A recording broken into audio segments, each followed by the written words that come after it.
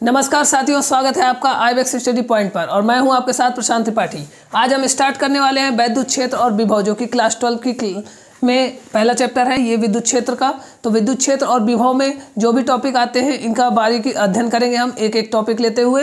पहला टॉपिक है यहाँ पर कूलाम का नियम, जिसके बारे में आज हम आपको पूरा विस्तृत जानकारी देंगे कि कूलाम का नियम कैसे बनता है और इसके क्या फार्मूले यहाँ पर बनते हैं। उससे संबंधित जो भी न्यूमेरिकल होंगे चैप्टर के अंत में आपको बाद में लगवाए जाएंगे।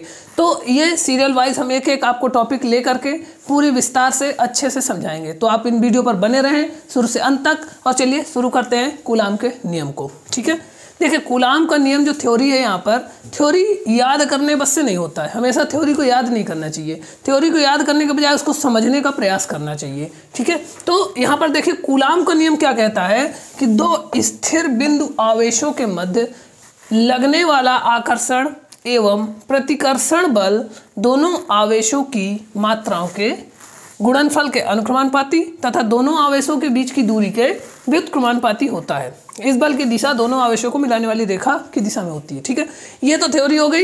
ये इतना बड़ा सा लिखा हुआ है, इसको हम देखिए विस्तृत से आपको याद कराते हैं कि ये कैसे कहना क्या चाह रहा है यहाँ पर। ठीक है, तो हम बात करते हैं, देखिए दो स्थिर बिंदु आवेश, यानी कि कोई दो स्थिर क्या है बिंदु आवेश हैं। हम मानते हैं एक बिंदु आवेश यहाँ पर, ठीक है, एक बिंदु आवेश यहाँ पर मानते हैं। ठीक, इसने क्वेश्चन में क्या कहा, दो स्थिर बिंदु आवेश की बात की। तो दो स्थिर बिंदु आवेश, एक आवेश ये हो गया, एक ही आवेश की बात कर रहा है। तो आवेश होता है क्यू, आवेश को हम किससे डिनोट करते हैं, क्यू से। ठीक है, कोई भी आवेश होता है उसको क्यू आवेश चार्ज। ठीक है, इसको हम कहेंगे Q2। ठीक है, पहला आवेश जिसका मात्रा Q1 ले लिया और दूसरा आवेश ले लिया हमने Q2। ये एक दूसरे से कुछ दूरी पर है। ठीक है, एक दूसरे से कुछ दूरी पर है। अब इसके बीच की दूरी कितनी है, R है। ठीक है, डिस्टेंस कितनी है इसके बीच की दूरी, R है। तो दो बिंदु आवेश हैं, दो बिंदु आवेश जिनके बीच की दूरी R है और आवेश कितना है Q1 और आवेश इस पर Q2। ठीक है, अब है क्या, ये आवेश कुछ भी धनात्मक ऋणात्मक जैसे भी हैं, दोनों आवेश किसी प्रकार के हो सकते हैं। क्वेश्चन ने कहा दो स्थिर बिंदु आवेशों के मध्य लगने वाला आकर्षण और प्रतिकर्षण बल। एक तरह से आप ये मानिए कि एक आदमी यहाँ खड़ा है, एक आदमी यहाँ खड़ा है। अगर इन दोनों को एक दूसरे से आपस में बात करनी है या किसी को बुलाना है या किसी को फोर्स लगाना है, तो कुछ आकर्षण या प्रतिकर्षण का बल होगा। ये एक दूसरे के पास कब आएंगे, कोई आकर्षण होगा तो उसके पास आ जाएगा, या निगेटिव होगा तो दूर चला जाएगा। एग्जाम्पल ले लीजिए, लड़का लड़की होता है, कहते हैं चले आओ, पास में आ जाते हैं, आकर्षण हो जाता है। दूर दूर लड़के खड़े, दूर हो गए, मान लीजिए हो गया क्या, प्रतिकर्षण। तो आकर्षण और प्रतिकर्षण दोनों बल यहाँ पर लगते हैं। ठीक है, तो एक आवेश और ये आवेश दो, इनके बीच की दूरी R।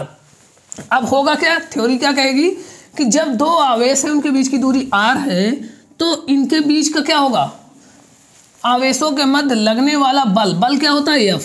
ठीक है, बल को क्या कहते हैं हम, F से डिनोट करते हैं। ठीक है, बल F होता है। तो फोर्स कितना होगा, F इज प्रोपोर्शनल टू प्रतिकर्षण बल दोनों आवेशों की मात्रा। आवेश की मात्रा कितनी है, Q1 और Q2। इसकी मात्रा कितनी Q1, इसकी मात्रा कितनी Q2। दोनों आवेशों के बीच उनके गुणनफल के अनुक्रमानुपाती, यानी कि गुणनफल किसका हुआ, Q1 इंटू Q2। ठीक है, अब देखिए क्या हुआ, F is proportional to Q1 into Q2। क्यों हुआ, इन दोनों आवेश की मात्रा, इनका गुणनफल और गुणनफल के अनुक्रमानुपाती। देखिए अनुक्रमानुपाती का साइन भी लगा दिया हमने। ठीक है, तो F is proportional to Q1 into Q2।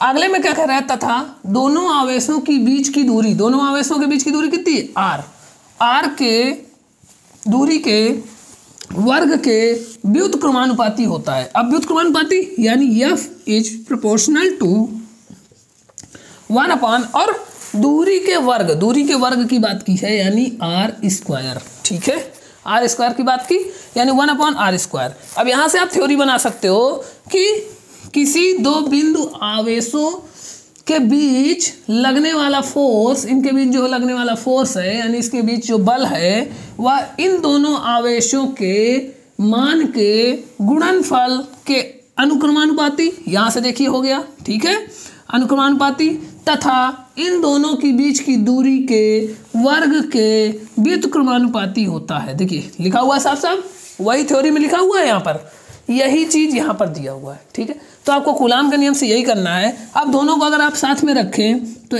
F is proportional to Q1 Q2/r²। ठीक है, ये हो जाएगा। इसके बाद अगर हम प्रोपोर्शनल हटाते हैं तो प्रोपोर्शनल जब हटाते हैं तो F=2 हो जाता है K Q1 Q2/r², जहाँ पर K क्या है, K एक नियतांक है। ठीक है, K क्या है, एक नियतांक है, तो K क्या हो गया, नियतांक हो गया। अब K की वैल्यू क्या होती है, तो यही अगर आप निर्वात की वैद्युतशीलता लेते हैं तो यहाँ पर 1/4πε0 Q1 Q2/r²। ये देखिए बल का कूलाम के नियम के अनुसार जो बल आता है, बल का फार्मूला होता है यहाँ पर, और बल का मात्रक क्या होता है, न्यूटन। ठीक है, इसको लिख दीजिए न्यूटन।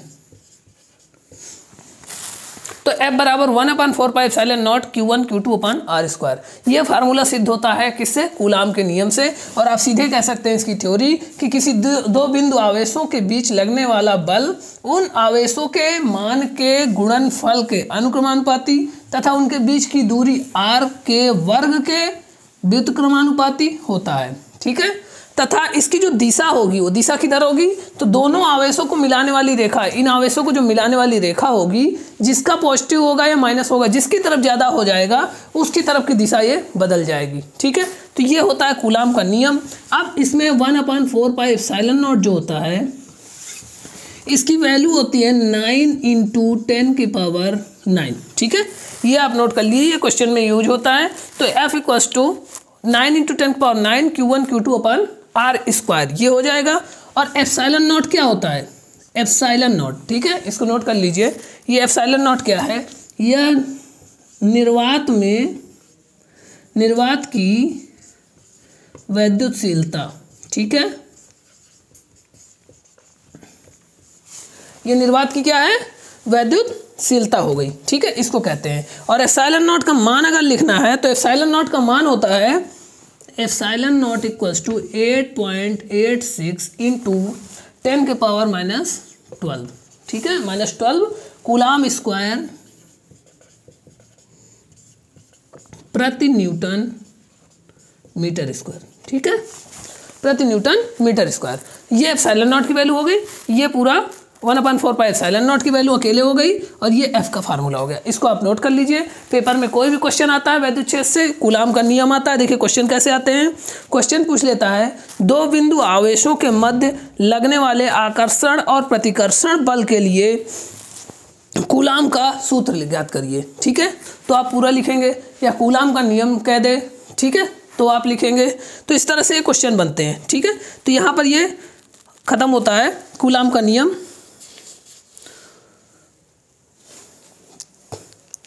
ठीक है, इसके बाद हम आपको वैद्युत क्षेत्र और वैद्युत क्षेत्र की तीव्रता, इन सब के बारे में आगे बताते हैं। ठीक है, अगला टॉपिक है आपका वैद्युत क्षेत्र और वैद्युत क्षेत्र की तीव्रता। वैद्युत क्षेत्र क्या है, देखिए वैद्युत क्षेत्र क्या होता है, मतलब एक तरह से आप क्षेत्र समझिए। आप अपने एरिया पे रहते हैं, कहते हैं ये मेरा क्षेत्र है, ये मेरा गांव है, ये मेरा एरिया है। वैसे ही वैद्युत कहता है, विद्युत कहती है कि मेरा भी क्षेत्र है, एक ऐसा क्षेत्र जहां पर मैं पूरे क्षेत्र में फैली हुई हूं, उस क्षेत्र को क्या कहेंगे आप, विद्युत का क्षेत्र। तो थ्योरी क्या कहती है कि किसी विद्युत आवेश के चारों ओर, यानी कि हमने एक आवेश यानी चार्ज पार्टिकल की बात की थी, तो चार्ज पार्टिकल मान लीजिए ये एक आवेश है। ठीक है, अब एक आवेश है, इस आवेश के कारण क्या होगा, कुछ आकर्षण या प्रतिकर्षण का इसके चारों तरफ क्या होगा, आकर्षण या प्रतिकर्षण का बल होगा। ठीक है, इसके आसपास कोई भी चीज़ें अगर आती हैं तो या तो आकर्षण का अनुभव करेंगी या प्रतिकर्षण का अनुभव करेंगी। अगर सेम होगा, प्लस प्लस होगा तो वो रिफ्लेक्ट कर देगा, या माइनस माइनस होगा तो रिफ्लेक्ट कर देगा। लेकिन अगर प्लस माइनस चार्ज है तो क्या कर लेगा, आकर्षण कर लेगा। तो इस चीज़ में क्या कह रहा है कि किसी वैद्युत आवेश यानी किसी विद्युत के आवेश के चारों ओर, इसके चारों ओर का वह क्षेत्र, ऐसा क्षेत्र जिसमें कोई अन्य आवेश यानी कोई अन्य आवेश, कोई एक Q है, वो अंदर आना चाह रहा है, तो यहाँ आता है, तो अब वो या तो आकर्षित हो जाएगा या तो प्रतिकर्षित हो जाएगा, तो किसी प्रकार का बल का अनुभव करेगा। ठीक है, तो एक अन्य आवेश आकर्षण अथवा प्रतिकर्षण के बल का अनुभव करता है, वैद्युत क्षेत्र कहलाता है। ठीक है, वैद्युत क्षेत्र क्या हुआ, कि कोई बिंदु आवेश, कोई विद्युत आवेश के चारों ओर का वह क्षेत्र जहां पर कोई एक अन्य आवेश आकर्षण अथवा प्रतिकर्षण के बल का अनुभव करता है उसे वैद्युत क्षेत्र कहते हैं। तो ठीक है, तो इसके चारों तरफ का ये क्षेत्र क्या हुआ, वैद्युत का क्षेत्र हो गया। ठीक है, अब वैद्युत क्षेत्र समझ में आ गया कि वैद्युत क्षेत्र क्या होता है, विद्युत का क्षेत्र जहां पर फैली हो विद्युत। ठीक है, अब वैद्युत क्षेत्र की तीव्रता क्या होती है, तीव्रता का मतलब क्या हुआ,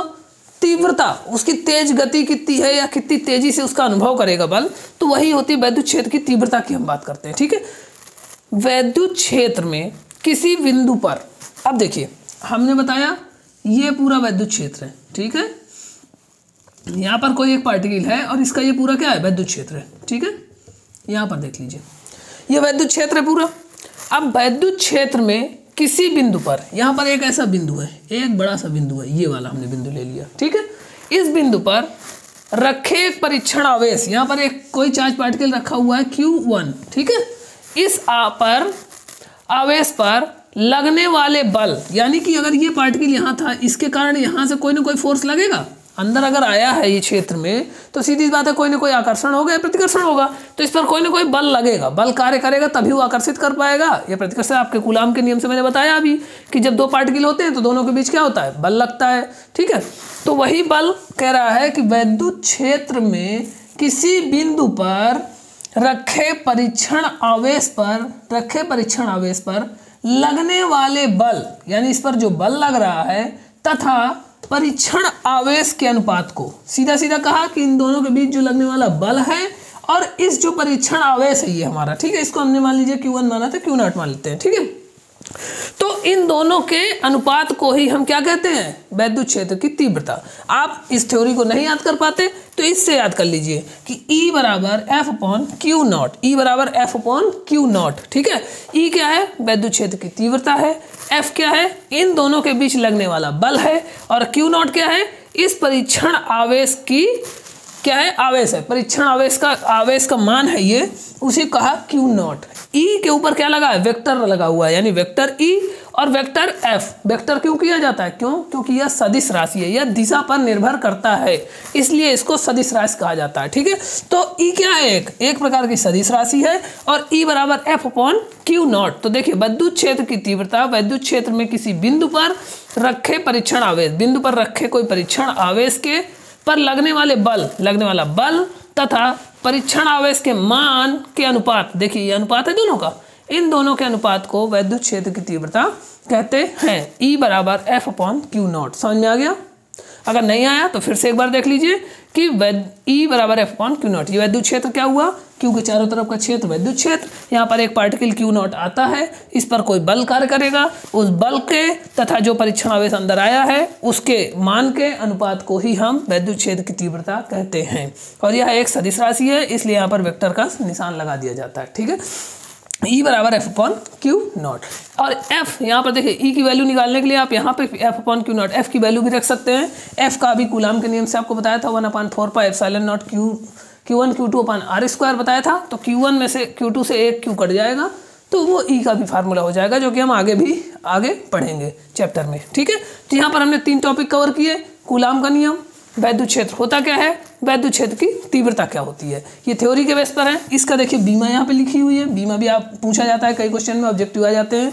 तो MLT-3 और A-1 इसको कैसे निकालते हैं, तो इसको निकालने के लिए आप पूरा फार्मूला यहाँ पे देखिए, न्यूटन प्रति कूलाम इसका मात्रक है। ठीक है, और इसका फार्मूला जब खोलेंगे आप बल और आवेश को तो आप इसको निकाल लेंगे, इसको विस्तृत तरीके से बाद में निकालना, जो बीमा निकालने का सूत्र है पूरा फार्मूला लगाइए, उससे आ जाएगा। F बराबर ML रख लीजिएगा और Q हो जाएगा। ठीक है, यहाँ से हम खत्म करते हैं इस चैप्टर को और फिर आगे टॉपिक पे चलते हैं। इसके बाद अगला टॉपिक आएगा आपका कि बिंदु आवेश, देखिए वैद्युत क्षेत्र की जो तीव्रता है इसका व्यंजक निकालना। ठीक है, कैसे व्यंजक निकालेंगे, और व्यंजक निकालने के बाद उसके कई आवेश यहाँ पे आते हैं 2-3 तरीके से, कि बाहर से पार्टिकल आया कैसे उस पर वैद्युत क्षेत्र की तीव्रता क्या होगी। ठीक है, तो अलग अलग ढंग से, तो वो हम आगे पढ़ेंगे विस्तृत तरीके से। तो इस चैप्टर को यहाँ पे ख़त्म करते हैं, पहले वीडियो को, फिर अगला वीडियो फिर लेकर आएंगे आपको, तो यहाँ पे ख़त्म करते हैं इस चैप्टर को। अगर आपको वीडियो अच्छा लगे तो हमारे वीडियो को ज़रूर लाइक करें, चैनल को सब्सक्राइब कर लें आगे आने वाले सभी वीडियो के लिए, और हाँ अपने दोस्तों के साथ शेयर ज़रूर करें ताकि उनको भी इसका फ़ायदा मिल सके। मिलते हैं अगले वीडियो पर, नमस्कार।